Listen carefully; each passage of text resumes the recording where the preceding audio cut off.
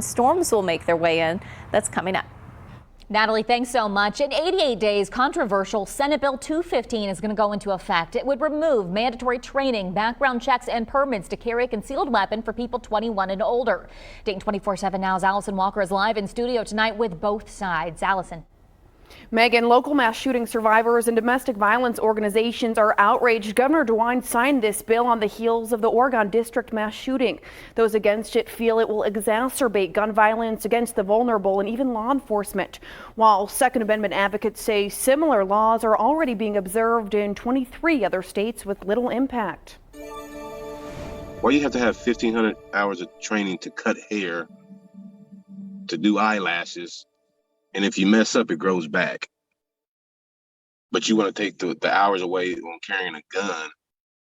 And if you make a mistake and take a life, that life is gone. Dion Green's father, Derek Fudge, died in his arms in the 2019 Dayton mass shooting.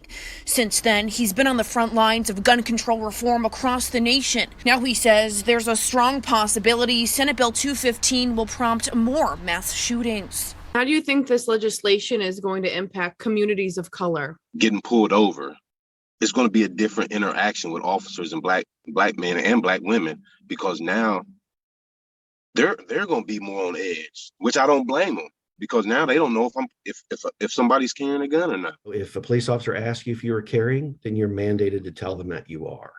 And I think that removes any confusion about who's in control of the interaction when a person encounters a police officer, and that's very consistent with how most states do it. Rob Sexton with the Buckeye Firearms Association tells me Ohioans are already signing up for gun training classes at record levels. He feels it's desperately needed as law enforcement agencies struggle to keep up with surging crime rates.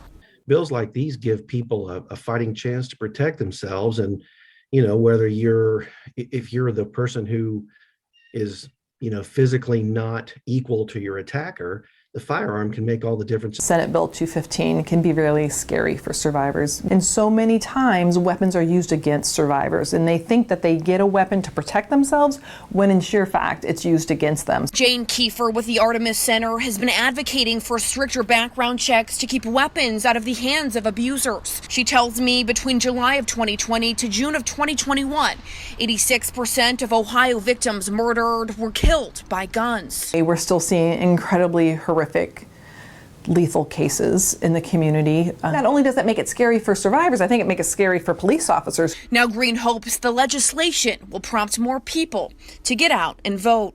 Let's put the right people in power that cares about their citizens and their state.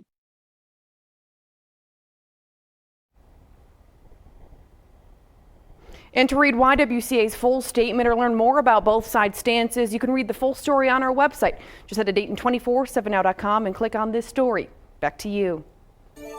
All right, thanks, Allison.